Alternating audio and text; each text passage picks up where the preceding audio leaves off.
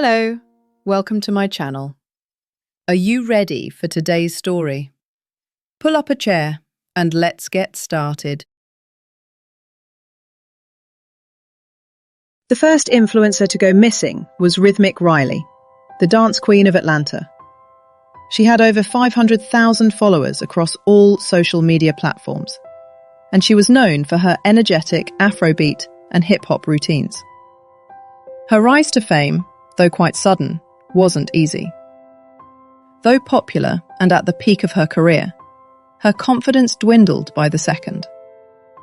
The problem? Riley didn't fit the world's idea of beauty. She was heavy-set, and the internet never let her forget it. Despite being barely 16, the comments were calculated, cruel, and direct just to hurt her. Every video she posted was flooded with loads of mockery and cynical comments. Riley's friends would tell her to take the ridicule as far as it gave her more engagements. But she felt that nobody understood her. One day, she uploaded a dance video with her friends. It went viral. So did the hate. Who will carry this one's coffin after she's danced herself to death? She ate the dance, literally. Oink, oink. Thousands of comments like that, over and over, one after another. It didn't matter how good she was. It didn't matter that she was just a girl dancing in her room, trying to shine. To them, she was a target, the butt of the joke, someone they could transfer the aggression and pain that the country poured on them. And then, just like that, Riley disappeared. Her last video was a literal cry for help. Tears streaming down her face, Riley begged for the comments to stop. She said she was just trying to survive, just trying to exist. You'd think people would back off, show some humanity. She was just a child. But no, they were relentless. If you want to die, die and leave us alone. That's one less human. She should be studying for the SAT, not looking like a busted water tank. That was just some of the comments. They were worse, some I'd rather not mention. Eloise, a comic artist, had always enjoyed Riley's videos, but every time she watched them, the audience never failed to disappoint. Instead of appreciating the dance routines, they chose to taunt and mock Riley, just as they always did. Eloise felt helpless. What could she do? So she did what she always did, liked the video and left a simple comment. I love your energy. Keep doing what you do, love. One particular evening, she returned to check Riley's page. After the crying video, the one where Riley had begged people to leave her alone, the account had disappeared. At first, Eloise thought Riley was taking another break, the way she sometimes did when things got too loud. But 2 months had passed, and still, nothing. Now, Eloise was starting to get worried.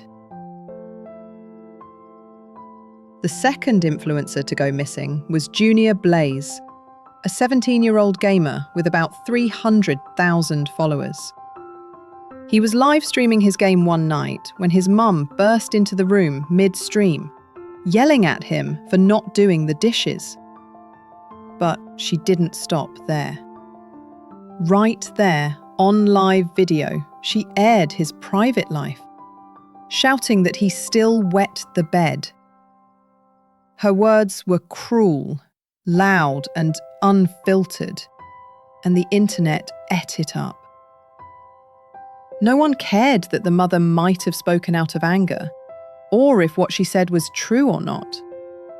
The clip went viral within hours. Soon, every search bar attached to his name, Junior Blaze, had one word next to it: bedwetter. Junior went live again, trying to defend himself. He said it wasn't true, and even if it wasn't anyone's business. Besides, his mother was speaking out of anger. But the more he spoke, the more the mockery grew. The skits, the video stitches, reposts and trolls multiplied with each second. He became quiet online, then distant. The last stream he was seen in, he looked scrawny, and his eyes had sunk in, looking dead. Then, just like that, his account disappeared.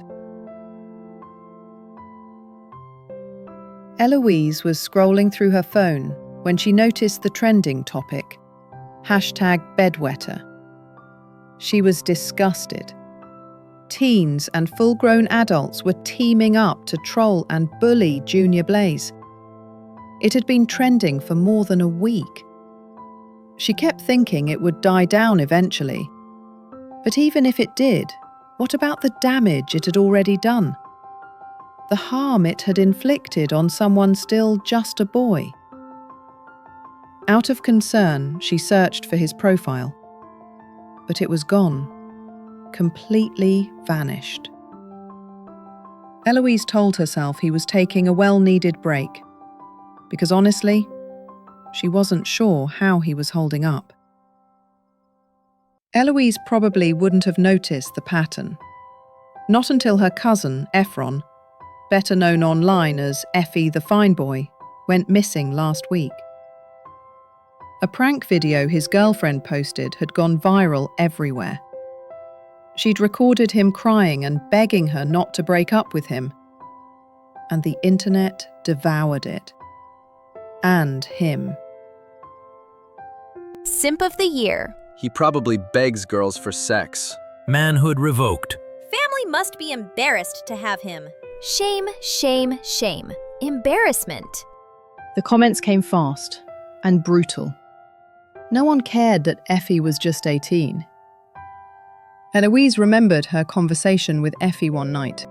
Lounging on the edge of her cousin Ephron's bed as he edited his latest skit on his phone, she'd teased him. One day, your face will be everywhere.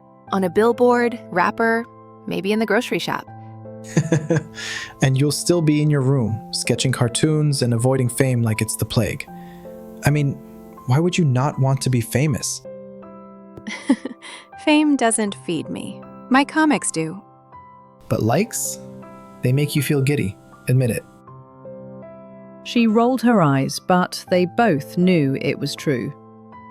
As much as Eloise enjoyed those few likes she had always had a morbid fear of going viral on the internet. She saw what it did to people, and she wasn't ready for that. However, things changed the night the video dropped. Ephron's girlfriend had uploaded it to her live. In it, Ephron sat in a dimly lit room, tears running down his cheeks, voice cracking as he begged her not to end things. Eloise saw it by accident while scrolling. At first, she froze. She could not believe it. It was her cousin. Effie, crying. Eloise started begging God. Then came the comments, faster than a flash of lightning. Is this a Hollywood audition? Big baby. Cry, cry, baby. He probably kneels for her to get some attention. The hashtags rolled in quicker than the speed of light. Hashtag Effie the Beggar. Hashtag Simp of the Year. Eloise stared at her screen. Her heart was beginning to sink. She knew that behind his handsome boy, tough guy charade, he was delicate. She wanted to call him, to say something, anything, but she didn't. What would she even say? Even though they lived in the same complex, how would she even start the discussion? The next day, Ephron was quiet. Highly unusual for him.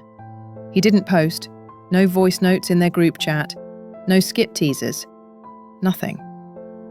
When Eloise visited, he was curled up on the living room couch, scrolling through his phone blankly. She sat beside him. Effie, are you good? He nodded, eyes still on the screen. You really shouldn't be going through those comments.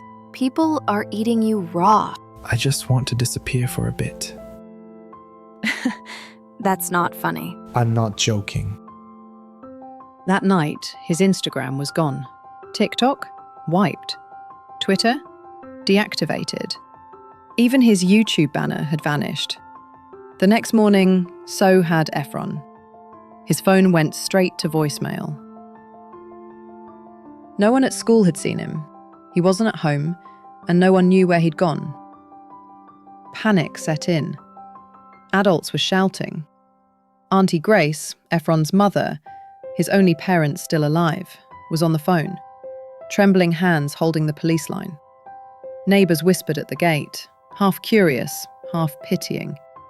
Those who had seen his trending video gossiped that he killed himself because of an older girl. Eloise sat in the corner of the parlour, eyes fixed on the door, praying Efron would walk in. Efron didn't. Eloise hadn't planned to investigate anything. She wasn't a detective or a police officer. She was just a 16-year-old whose favourite cousin went missing. She was just a comic artist who couldn't sleep anymore. She missed Effie and wondered where he had gone too. But after Efron vanished, sleep refused to come. So, at 2 a.m., with tired eyes and trembling fingers, she opened her notes app and began listing names. Rhythmic Riley, Junior Blaze, King Barbie, Precious Priska, Effie, The Fine Boy, 5 Teens. All local, all popular, all gone. She clicked through old links and typed usernames into the search bar. Most of the accounts were either disabled or completely scrubbed from the internet. Gone, as if they'd never existed. It was strange. Too strange. How did no one notice? But the memories were there. Screenshots of all the hateful comments. Screen recordings of live breakdowns. Eloise started pulling them together. She noticed something strange. Each of them had either gone viral for the wrong reason, been cyberbullied brutally, or posted a video showing clear signs of emotional distress just days before they disappeared. Then she saw it, buried in the comments of a reposted video of Riley crying. A single DM notification from @Project Silent Reset slid across the top of the screen, captured in the repost. You don't have to suffer like this. We can help. Her heart skipped. That is never a good sign. Her warning bells began to ring. She checked Junior Blaze's last public story, zoomed in. Another flash, almost too fast to notice. @Project Silent Reset reacted to your story. Something about Project Silent Reset sent chills down her spine. The account was private. The next morning, Eloise messaged Zikora, her classmate, a coding geek and quiet genius who rarely spoke anything coherent unless it was tech-related. Can you help me check something? It's for Effie, please. Zikora showed up that afternoon after school with her old laptop and a USB with recovery tools. I'm not a hacker, but I can dig a little. Before you tell the officers hovering around your house that I hack. They sat on the floor of Eloise's room, phones and files scattered around them. Zikora downloaded old stories, paused livestream recordings frame by frame, and ran metadata extractions. Eloise watched, part fascinated, part afraid. Humans were beginning to scare her. You think the comments were pure evil, till you read their private messages. That username you saw? It's real. But it's private, locked, and it keeps changing bios, like it doesn't want to be followed. Very suspicious, if you ask me. What do the bios say? Peace is one reset away. We help those who can't take the pain and noise anymore. Your silence is powerful. Eloise's blood went cold. For a project that claims to help those in need, it was too sketchy. She leaned back slowly, eyes wide. This is a pattern.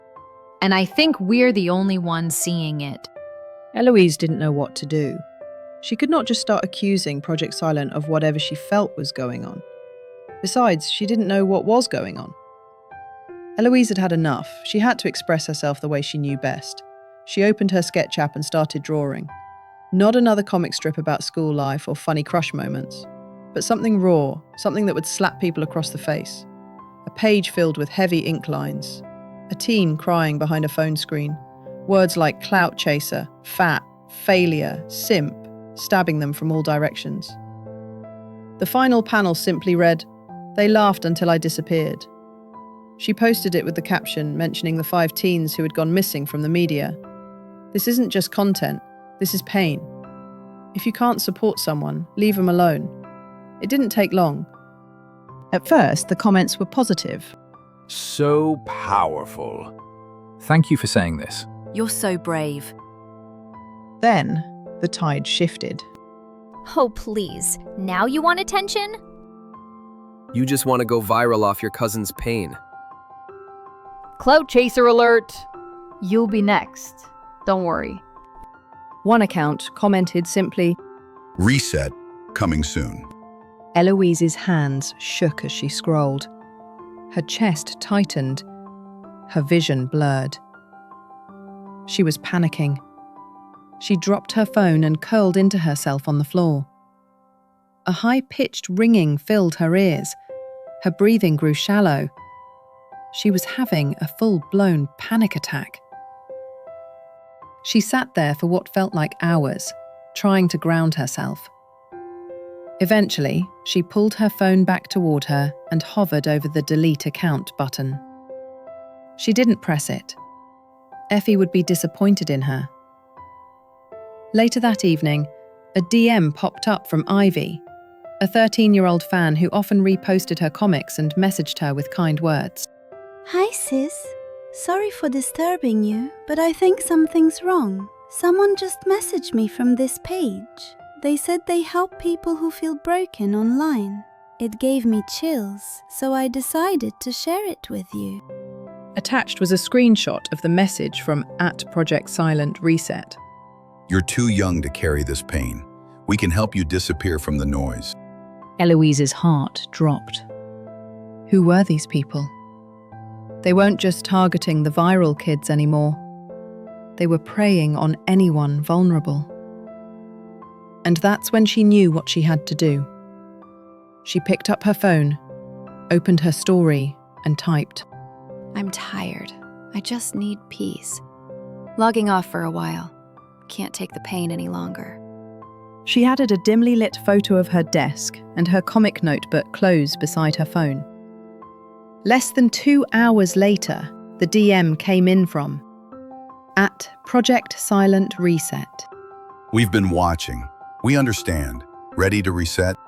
Eloise took a shaky breath, screenshot the message, and whispered, Got you. The message was simple. Meet us, one-on-one. Peace and privacy guaranteed. The reset you didn't know you needed. We offer a paradisiacal place for young people to detox from the toxic world. Attached was a location pin, an abandoned resort on the outskirts of town, long abandoned since the COVID pandemic. Eloise's hands were clammy as she showed Zikora, who started connecting wires to a tiny wearable camera. There's no signal out there, so we live stream what we can and back it up locally. She handed Eloise a ring with a hidden lens and a pair of glasses wired with audio. If anything goes wrong, say the phrase, I want to go home, and stall. I'll be tracking everything. That evening, Eloise dressed plainly, left a voice note for her mum saying she was working on a comic, and headed out alone. She was nervous, so she texted Auntie Grace to contact the police and meet her at a location where she had found Efron. It was a bold move, but her instincts told her that was the right thing to do. She was scared, but above all, she was ready. The resort looks like something out of an abandoned film set. Faded welcome banners hung from rusted poles. The reception area smelled like mildew and dust. A woman stood at the entrance, smiling, too calmly. Welcome, Eloise. You've made the right choice. You're safe now. She wore a powder blue top and didn't wear any jewelry. A picture of false comfort. She looked like she had just stepped out of a horror movie set. Inside, the air was quiet, eerily so. A few dim lights flickered. The woman led her into a lounge-like room with beanbags and silence. She pointed to a basket by the door. You can leave your phone here. No distractions, no noise. Just peace. That's okay. I left it at home. Then her eyes landed on something. Ephron's red cap, tossed in the corner behind a chair. Her throat tightened. They had him. Or had him. She sat down slowly, letting her eyes roam, stalling while her fingers brushed the ring camera to make sure it was still facing forward. She smiled weakly. So, how does this work? That was the last thing she remembered, as she felt something hit her temple. Back in Zikora's room, the feed flickered, glitched, and then blacked out. Zikora's hands flew across her keyboard, heartbeat racing. But just before the signal dropped, the feed had captured a partial GPS lock and a clear shot of the woman's face. Zikora grabbed her phone and called a contact her dad had at the local CID. It's real. They have her. Meanwhile, inside the building, Eloise woke up to find herself in a room. Her phone was gone.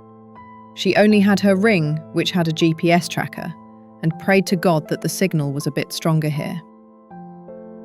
She wandered the hallway, opening a quiet door.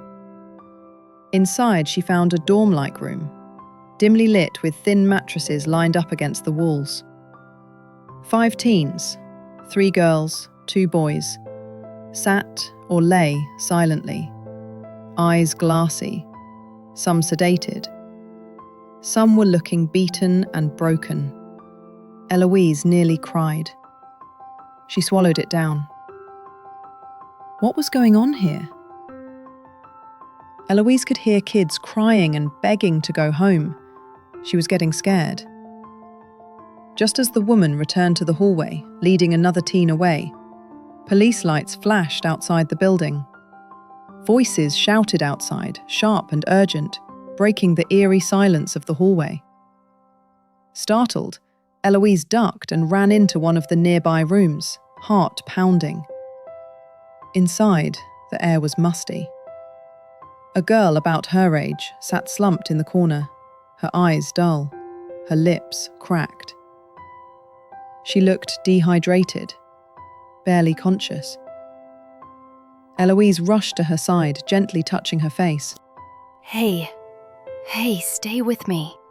Tell me your name. My name is... A gunshot from outside the building interrupted the girl's reply. Eloise flinched, instinctively shielding the girl with her body. The kidnappers surrendered quickly, caught off guard, and were fully documented. Ephron was found in a back room, dehydrated but alive. His voice cracked when he saw Eloise. I knew you'd find me. Thank you, God. Ephron hugged Eloise tightly, then dropped to his knees, holding on to her like his life depended on it. Tears streamed down his face. Moments later, Auntie Grace came running, wrapping them both in a trembling embrace as the tears flowed freely from all 3. The 5 teens missing and other kids were found and transported to a medical centre. Real therapists were brought in. The story broke within hours. Project Silent Reset was a front.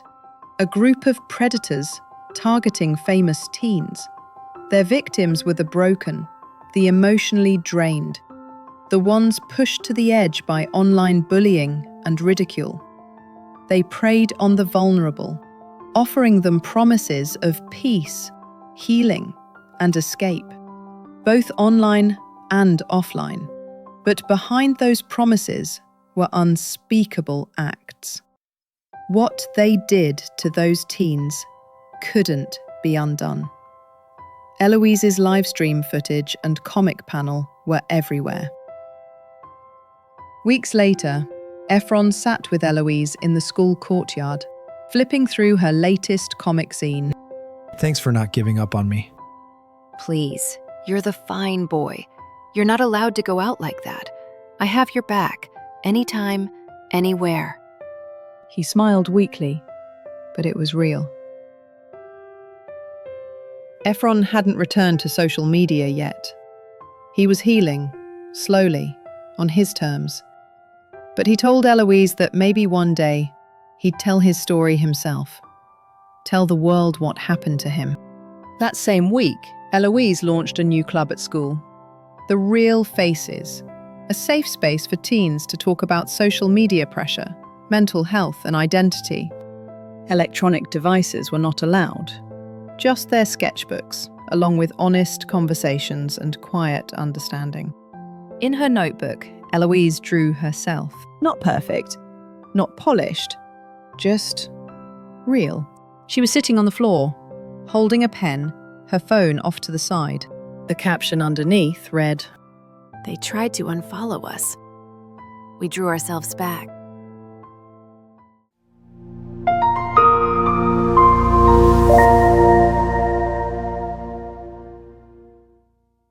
I hope you've enjoyed today's story. Please don't forget to like, subscribe, and drop a comment. Thank you for visiting. I'll see you next time.